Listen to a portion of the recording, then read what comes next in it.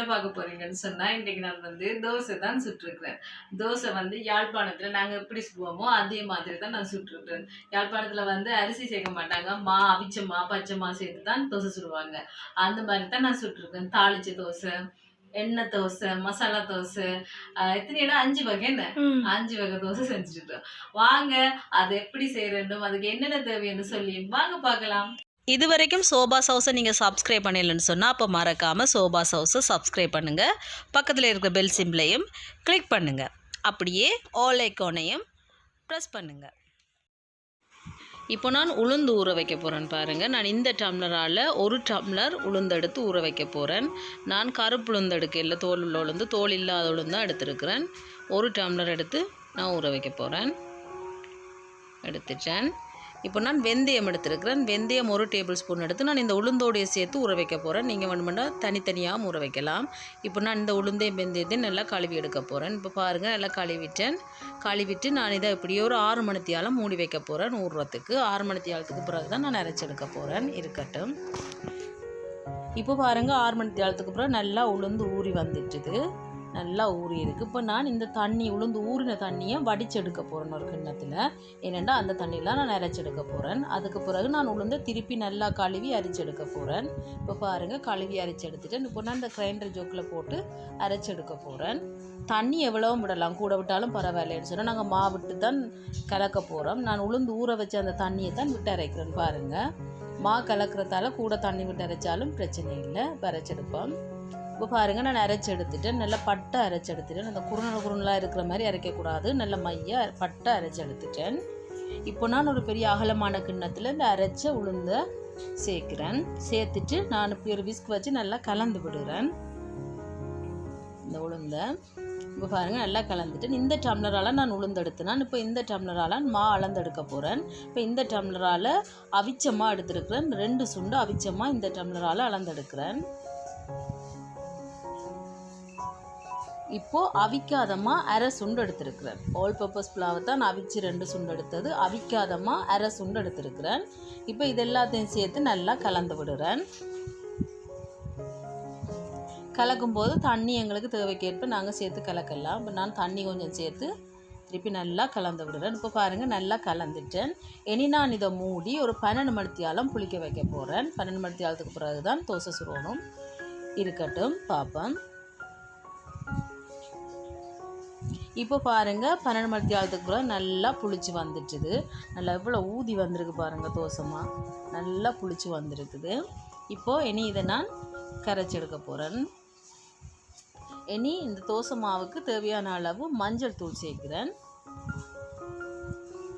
மஞ்சள் தூள் சேர்த்துட்டு இப்போ உப்பு சேர்க்குறேன் தேவையான அளவு. சேர்த்துட்டு தண்ணியும் விட்டு நாங்கள் தோசை மா பதத்துக்கு கரைச்சி எடுக்க போகிறேன். பாருங்கள், நல்லா கரைச்சி எடுத்துட்டேன். இனி நான் இந்த தோசை மாவில் நான் ஒரு கிண்ணத்தில் அரைவாசி எடுத்து வைக்க போகிறேன். இந்த கிண்ணத்தில் என்னென்னு சொன்னால் நான் தாளித்த தோசையும் சுட போகிறேன். அப்போ ஒரேடியாக போடாமல் அரைவாசி மாவு எடுத்து தாளித்த தோசைக்காக நான் கொஞ்சம் மாவு இதில் எடுக்கிறேன். இப்போ பாருங்கள், நான் இதில் எங்களுக்கு தேவையான அளவு நான் எடுத்துட்டேன். இது தாளிக்க போகிறேன். தாளித்த தோசைக்கு நான் வெங்காயம் எடுத்துருக்கிறேன். ஒரு 10-15 சின்ன வெங்காயம் எடுத்து வெட்டி வச்சுருக்கிறேன். சின்ன வெங்காயம் போட்டால் தான் நல்ல டேஸ்ட்டாக இருக்கும். கடுகு 1 டேபிள் ஸ்பூன், பெருஞ்சீரகம் 1 டேபிள் ஸ்பூன், செத்த மிளகா ஒரு 3 செத்த மிளகா எடுத்து இப்படி சின்னதாக வெட்டி வச்சுருக்கிறேன். கருவேப்பிலை கொஞ்சம். இப்போ சட்டி சூடாகிட்டு எண்ணெயை சேர்க்குறேன். எண்ணெய் சூடாகிட்டு கடுகை சேர்க்குறேன். இப்போ கடுகு வெடிச்சிட்டு வந்துட்டு பெருஞ்சீரகத்தை போடுறேன். கருவேப்பிலை, செத்த மிளகா, இது கொஞ்சம் பொரிஞ்சு வந்தோடனே வெங்காயத்தை சேர்க்குறேன். சேர்த்துட்டு இது எல்லாத்தையும் நல்லா தாளித்து எடுக்க போகிறேன். இப்போ பாருங்கள், நல்லா பொன்னிறமாக வெங்காயம் எல்லாம் தாளித்து வந்துட்டு இனி இது கொஞ்சம் ஆற வச்சுட்டு தான் நான் இந்த தோசை மாவில் சேர்க்குறேன். சூட்டோடைய சேர்த்தா மாவோடு சேர்த்து ஒட்ட பார்க்கும். பாரிட்டு நான் இதை தாளித்த தோசை மாவு எடுத்து வச்சுருக்கிறேன் தானே, அதில் சேர்த்து கலந்து விடுறேன்.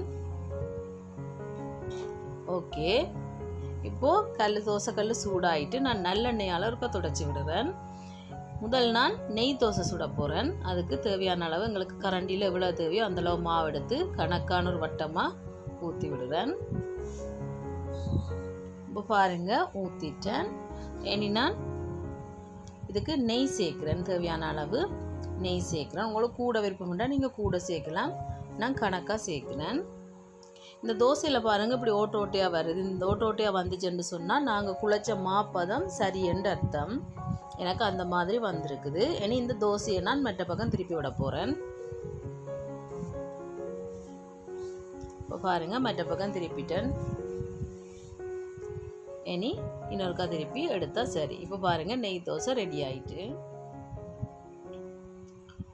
ஓகே, இனி நான் மற்ற தோசை சுட போகிறேன். அடுத்தது வந்து மசாலா தோசை சுடுறேன்னு பாருங்கள். மசாலா தோசைக்கு நான் ஊற்றிட்டேன். கொஞ்சமாக நெய் சேர்த்துட்டு நான் மசாலா உருளைக்கிழங்கு மசாலா சேர்த்து வச்சுருக்கிறேன். அதில் கணக்காக எங்களுக்கு தேவையான அளவு எடுத்து நான் வைக்கிறேன். வச்சுட்டு நான் இதை இனி நல்ல கணக்காக வச்சுட்டு இந்த பக்கம் மடித்து விட போகிறேன். அதே மாதிரி இனி மற்ற பக்கமும் மடித்து விட போகிறேன். அவ்வளவுதான், மசாலா தோசை ரெடி ஆயிட்டு. உங்களுக்கு பெருசாக வேணுமெண்டா பெரிய ரவுண்டாக சுடலாம். நான் கணக்காக சுட்டிருக்கேன். இப்போ நான் அடுத்தது எண்ணெய் தோசை சுட போகிறேன். எண்ணெய் தோசை அவ்வளோ ஒரு ருசியாக இருக்கும். எல்லா தோசையும் விட எண்ணெய் தோசை தான் அப்படி ஒரு டேஸ்ட்டாக இருக்கும். பொம்பளை பிள்ளைகளுக்கு இது செஞ்சு கொடுத்தா இன்னும் நல்லா. இப்போ நல்லெண்ணெயை நான் சேர்க்குறேன். பெண்களுக்கு இது மிகவும் நல்லது. இப்போ நல்லெண்ணெய் நல்லா எவ்வளோ கூட விடுறோமோ அவ்வளோ நல்லெண்ணெய். இனி மற்ற பக்கம் திருப்பி விடுறேன். திருப்பி விட்டுட்டு நல்லா முரண்டு வந்துச்சு. இந்த தோசை அவ்வளோ ருசியாக இருக்கும் இந்த தோசை. ஓகே, இப்போ எண்ணெய் தோசை ரெடி ஆகிட்டு நான் எடுக்க போகிறேன். அடுத்து நான் தாளித்த தோசை சுட போகிறேன்.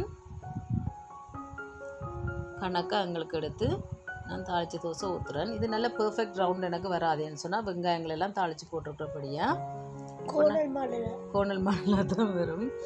இப்போ ஊற்றியாச்சு. இனி இதை மற்ற பக்கம் திருப்பி போடுறேன்.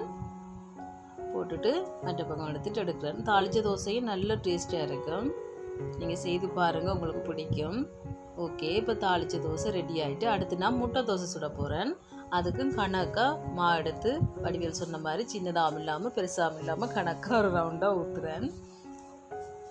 ஊற்றிட்டு நான் ஒரு முட்டையை வந்து உடைச்சி எடுத்து வச்சுருக்கேன். இப்போ அந்த முட்டையை நான் மேலால் சேர்க்குறேன். சேர்த்துட்டு இந்த முட்டைக்கு தேவையான அளவு உப்பு கொஞ்சம் சேர்க்குறேன். அப்படியே கொஞ்சம் மிளகு தூளும் சேர்க்குறேன். இப்போ பாருங்கள் கொஞ்சம் வெந்து வந்தோடனே நான் இந்த பக்கம் மடிக்கிறேன். மடிச்சுட்டு மற்ற பக்கமும் மடித்து விடுவேன். நான் இதை அப்படியே தோசையை திருப்பி விடையில, நான் இப்படி தான் செய்கிறேன். மடித்து போட்டு தான் நான் திருப்பி விடுவேன். ஓகே, நான் மற்ற பக்கம் திருப்பி விடுறேன். இப்போ பாருங்கள் சூப்பரான முட்டை தோசை ரெடி. அவ்வளோ ருசியாக இருக்கும். இப்போ பாருங்கள் எல்லா தோசையும் ரெடி ஆகிட்டு முட்டை தோசை, தாளித்த தோசை, எண்ணெய் தோசை, நெய் தோசை, மசாலா தோசை.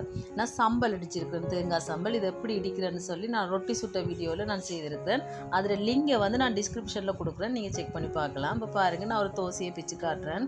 அவ்வளோ சாஃப்டாக வந்துச்சு பாருங்கள். இது அரிசி இல்லை, நாங்கள் மாப் தான் சேர்த்து யாழ்ப்பாணத்தில் இப்படி தான் தோசை சுடுவீனம். இந்தியாவில் பார்த்திங்கன்னு சொன்னால் அரிசி சேர்த்து அதுக்கு நல்ல ஒரு சுவையாக இருக்குது. நான் அது அடுத்த வாட்டி நான் செய்து போடுவேன். இது யாழ்ப்பாணத்தில் இப்படித்தான் அவிச்ச மாவும் பச்சை மாவும் சேர்த்து இப்படி சுடுவாங்க. இதே மாதிரி நீங்கள் செய்து பாருங்கள், அவ்வளோ ருசியாக இருக்கும். செய்து பார்த்துட்டு எப்படி இருக்குன்னு சொல்லுங்கள். இந்த வீடியோ பிடிச்சிருந்தா மறக்காமல் லைக் பண்ணுங்கள், ஷேர் பண்ணுங்கள், கமெண்ட் பண்ணுங்கள், அப்படியே சப்ஸ்கிரைப் பண்ணுங்கள். சப்ஸ்கிரைப் பண்ணிவிட்டு பக்கத்தில் இருக்கிற பெல் சிம்பிளை கிளிக் பண்ணுங்கள். ஓகே ஃப்ரெண்ட்ஸ், நான் உங்களை இன்னொரு வீடியோவில் சந்திக்கிறேன். பாய்.